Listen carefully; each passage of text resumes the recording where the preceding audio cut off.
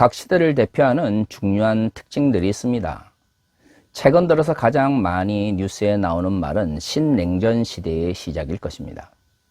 미국과 중국이라고 하는 두 강대국이 경제적 이권을 지키기 위해서 서로가 서로를 경계하며 경쟁하고 있는 것이죠. 문제는 그 경쟁의 가운데서 양자의 이익을 위해서 작은 나라들 혹은 경제적으로 의존성이 강한 나라들이 큰 피해를 보고 있다고 하는 것입니다. 사실 역사 속에서 언제나 강대국들의 각축 속에서 작은 나라들 혹은 힘이 없는 나라들이 손해를 보는 것은 일반적으로 있어 왔던 방식입니다. 하지만 근대사회 등장 이후 자유와 평등의 가치가 중요해지면서 인간적인 것이 무엇인가를 고민했던 이런 사회 속에서 신냉전 시대의 등장이라고 하는 것은 인간의 삶이라고 하는 것이 더 나은 방향으로 발전한다라고 하는 막연한 기대감을 무너뜨림으로써 큰 실망감을 안겨주었던 것이죠. 그렇습니다. 근대사회의 등장이라고 하는 것은 중세 봉건제가 무너지면서 이루어진 것이죠. 근대사회의 초기에는 많은 이들이 중세 봉건제가 가졌던 모순에 대해서 비판하면서 보다 자유로운 사회를 만들기 위해 노력했습니다. 계급제와 같은 잘못된 사회적 구조를 무너뜨리기 위해서 많은 이들이 노력했고요. 근대 시민계급이라고 불렸던 이들은 사회적 자유와 평등을 위하여 투쟁하였습니다. 흔히 근대적 주체라고 불리는 새로운 형태의 인간에 대한 가치가 등장하게 된 것은 중세 봉건제의 모순을 극복하기 위한 노력의 결과물이라고 볼 수 있는 것이죠. 하지만 우리가 잘 알고 있는 것처럼 그토록 인간의 자유와 평등을 중시 여겼던 근대 사회는 두 번의 세계대전을 거쳐서 전혀 새로운 전환점을 맞이하게 됩니다. 흔히 프랑크푸르트 학파라고 불리는 철학적 사유에서도 중요하게 생각하는 것처럼 근대적 주체라고 불렸던 새로운 인간에 대한 가치는 인간에게 무조건적인 자유와 또한 평등을 제공한 것은 아니었습니다. 오히려 테오도르 베이 아도르노의 비판처럼 근대적 주체 자체는 인간이 다른 사람을 억압하거나 착취하는 것을 정당화하는 좋지 못한 이데올로기를 깔고 있었던 것이죠.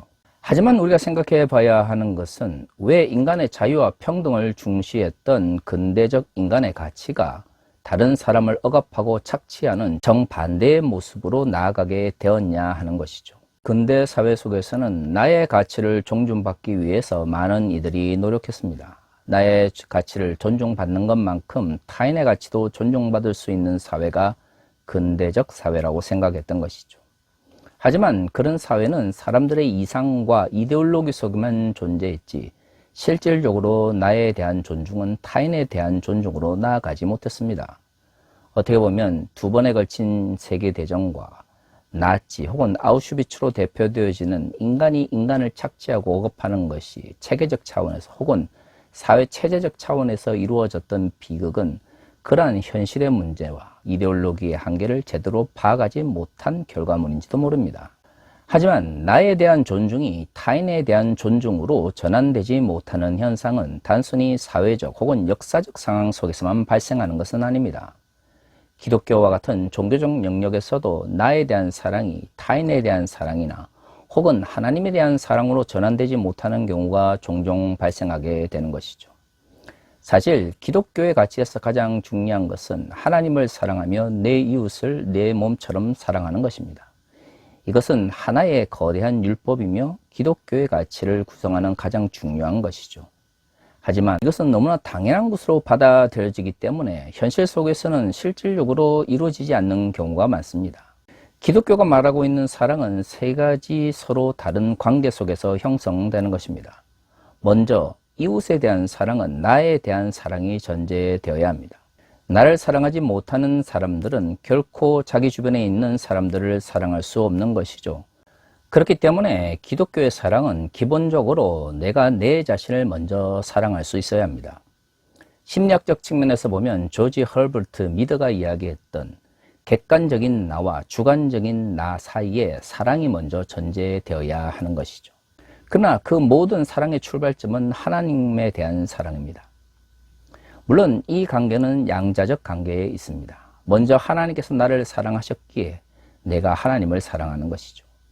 기독교라고 하는 것은 기본적으로 창조주 하나님께서 우리를 구원하시기 위해서 당신의 독생자를 땅에 보내셨다라고 하는 단순한 명제에서 시작됩니다.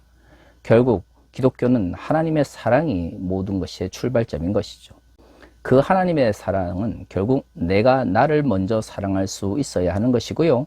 나에 대한 사랑은 결국 이웃에 대한 사랑으로 발전하게 되는 것입니다. 하나님께서 나를 사랑하시고 내가 하나님을 사랑하는 관계, 내가 내 자신을 사랑하고 그 사랑이 또한 이웃에 대한 사랑으로 발전하는 관계가 자연스럽게 이루어진다면 너무나 아름다울 것입니다.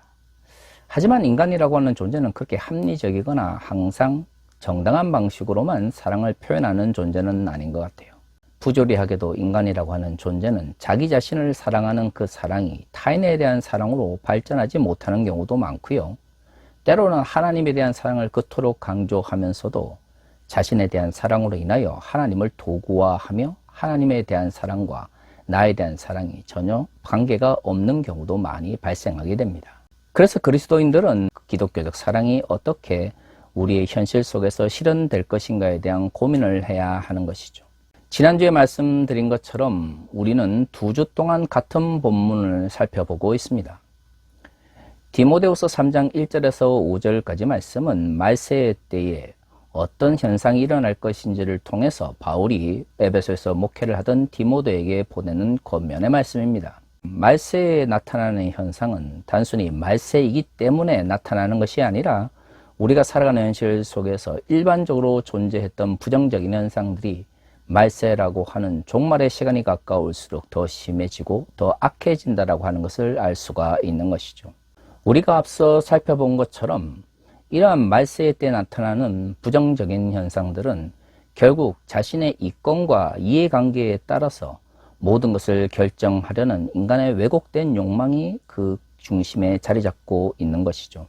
자신의 이권에 대한 집착이 결국에는 타인을 무시하며 또한 타인의 인격을 억누르는 방식으로 표출되어지는 것이 말세의 때에 나타나는 중요한 현상이라는 것을 우리는 앞의 본문을 통해서 살펴보았습니다.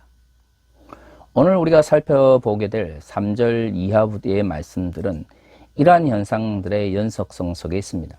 제가 오늘의 본문을 2 부분으로 나누긴 했지만 그것은 서로 다른 이야기를 하기 때문이 아니라 말세 때에 나타나는 인간의 부정적인 현상들이 다양한 모습으로 우리의 삶 가운데 표출되기 때문입니다. 자기 이권의 절대화 혹은 자기 이권에 대한 지나친 집착은 결국 타자에 대한 무시로 나타날 수밖에 없는 것이고요. 그것은 기독교 가치를 훼손하는 방식으로 표현될 수밖에 없습니다. 3절 이하의 말씀들은 이러한 것이 하나님께서 원하시지 않는 삶의 방식이라는 것을 강조하고 있는 것이죠. 3절은 이렇게 이야기합니다. 무정하며 원통함을 풀지 아니하며 모함하며 절제하지 못하며 사나우며 선한 것을 좋아하지 아니하며. 3절의 말씀은 선을 좋아하지 않는다라고 완곡하게 표현하고 있지만 결국 자신의 이권을 위하여 타인을 억압하고 착취하는 것은 악한 행동이라고 하는 것이 바울이 말하고 싶은 근본적인 표현인 것입니다. 그저 인간이 욕심이 많아서 조금 나쁜 행동을 더 많이 한다라는 의미가 아니라 그러한 자기중심성이라고 하는 것이 결국에는 하나님의 나라의 가치를 무너뜨리며 악한 행동으로 표현될 수밖에 없다라는 것을 오늘의 본문은 말하고 있는 것이죠. 말세에 고통하는 때가 이르는 이유는 사람들이 자기 이해관계와 이권을 위해서 타인을 억압하고 착취하기 때문입니다. 오늘의 본문은 그것이 자기 중심성의 절대화에 기반하고 있다는 것을 분명하게 말하고 있고요. 그것은 곧 선을 좋아하지 않는 것, 즉 악한 행동임을 분명하게 표현하고 있는 것이죠. 4절과 5절은 이것은 기독교적 가치의 가장 근본적인 저항이며 또한 하나님에 대한 불신을 의미한다라고 말하고 있습니다. 4절과 5절은 이렇게 표현합니다.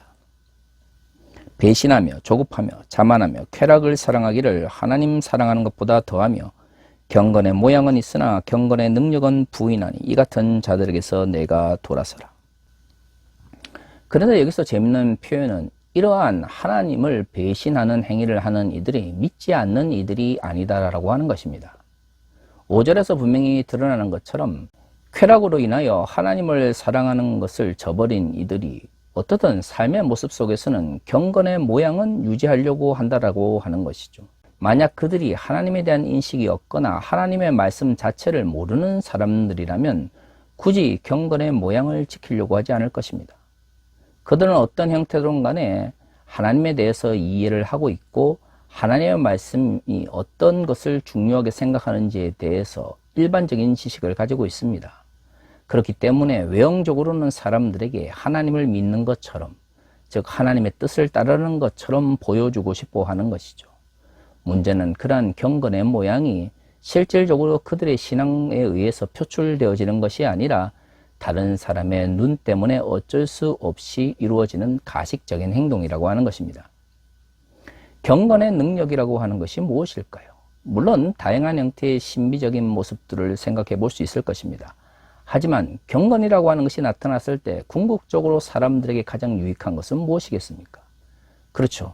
그것이 우리 모든 믿는 자들이 닮아가야 될 삶의 모습이라는 생각을 가지게 되는 것입니다. 사람들에게 감동을 주고 나도 저렇게 살아가야만 되겠구나 라고 하는 모범을 보이는 것이 결국 그리스도인의 경건인 것이죠. 문제는 그 경건은 사람을 변화시킬 수 있는 힘을 가지고 있지만 종종 그 경건은 가식의 모습으로도 표현될 수 있다고 하는 것입니다.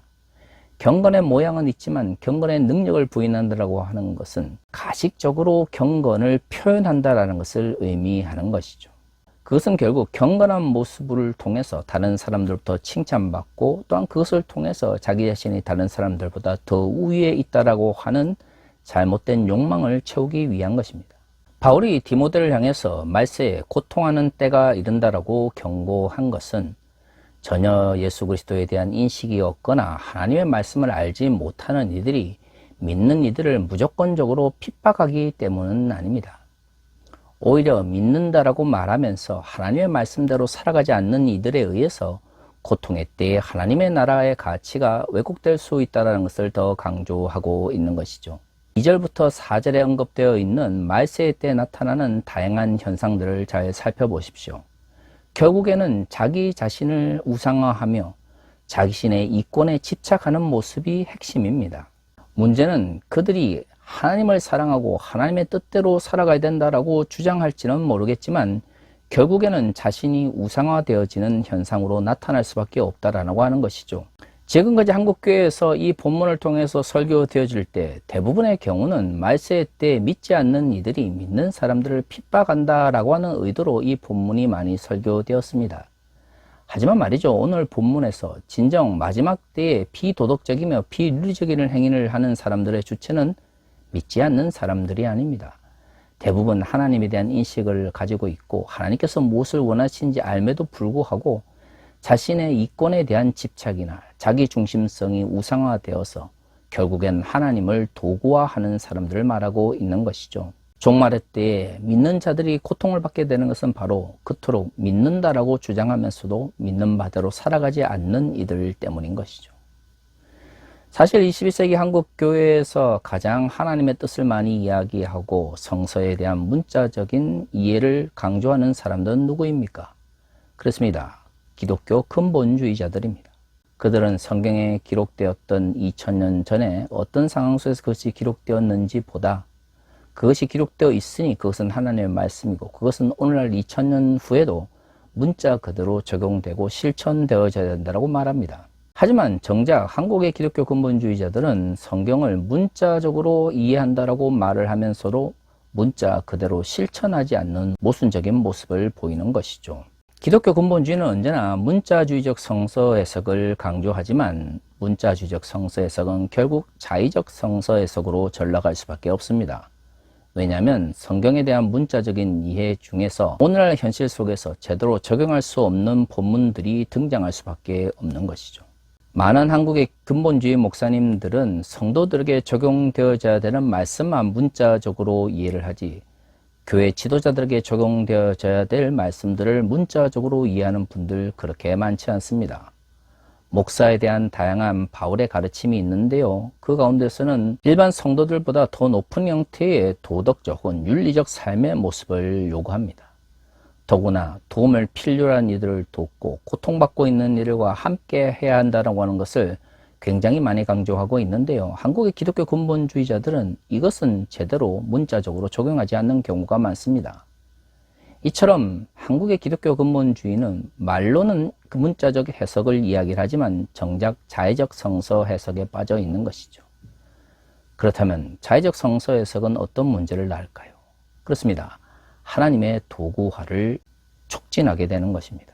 하나님의 도구화란 결국 나의 이권과 혹은 나의 가치의 절대화를 통해서 하나님을 이용해 먹는 것을 의미하는 것이죠.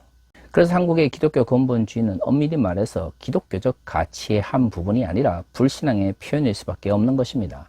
그저 종교적인 언어와 표현을 통해서 혹은 하나님의 이름을 덜먹이면서 나의 이권과 이익을 지키려고 하는 것이죠. 결국 기독교 근본주의는 자기 우상화로 전락할 수밖에 없는 것입니다. 앞에서 말씀드린 것처럼 20세기 들어서 근대 사회에 대한 비판이 강조되어진 것은 결국 근대적 주체라고 하는 나의 자유와 나의 평등을 중시하는 그 가치가 타인의 자유와 평등을 중요하게 생각하는 방식으로 전환되지 않았던 것이죠. 근대적 주체가 그저 자신의 이익에 집착하는 이기적인 주체로 전락하게 된 것입니다. 이것이 단순히 사회적 현상으로만 끝나는 것일까요? 이것은 기독교 내에서도 매우 중요한 가치의 전환을 가져옵니다. 나를 사랑할 수 있어야 이웃을 사랑할 수 있다라고 가르치고 있지만 대부분의 경우는 나를 사랑하는 것에서 끝나고 나에 대한 사랑이 이웃에 대한 사랑으로 전환되지 못하는 경우가 많습니다. 오늘 본문에서도 말하고 있는 것처럼 나의 이해관계와 이권에 대한 집착이 결국 타인에 대한 억압과 착취로 이루어지게 되는 것이 말세의 중요한 표현인 것은 나에 대한 사랑이 타인에 대한 사랑으로 전환되지 못했기 때문입니다. 문제는 나에 대한 사랑에 집착해서 타인을 사랑하지 못하는, 즉 이웃을 사랑하지 못하는 그리스도인들이 과연 하나님이 나를 사랑하신 것처럼 내가 하나님을 사랑할 수 있을까요? 결코 그럴 수 없습니다. 자기 사랑에 대한 집착이 하나님을 도구화하고 믿는다라고 말을 하면서도 실질적으로는 그렇게 살아가지 않는 가식적인 그리스도인들을 만들어내는 것이죠. 우리는 이러한 현상을 기독교 근본주의자들에게서 너무나 쉽게 발견할 수 있습니다. 그래서 저는 언제나 기독교 근본주의는 기독교 신앙이 아니라 불신앙의 표현이라고 강조하는 것입니다. 최근에 한국교회에서 가장 많이 차별과 혐오를 내뱉는 이들 중에 창조과학자들이 있습니다. 지난주에도 제가 창조과학에 대한 해석학적인 비판을 시도했습니다마는 사실 이들은 하나님의 말씀을 문자 그대로 받아들인다고 하지만 그것을 자의적으로 해석하는 그저 왜곡된 사이비 신학자들 뿐이죠. 창세기 1장 1절과 2절에 대한 왜곡된 이해뿐만 아니라 창조과학이 중요하게 생각하는 젊은 지구론, 흔히 지구의 역사는 6천년에 지나지 않으며 7천년이 되는 시점에서 이 땅 위에 종말이 이를 것이라고 하는 정말 말도 안 되는 이야기들을 그들은 하나님의 뜻이다라고 하면서 주장합니다. 그리고 이것을 비판한 이들을 하나님을 믿지 않는 사람들이라고 낙인 찍는 것이죠.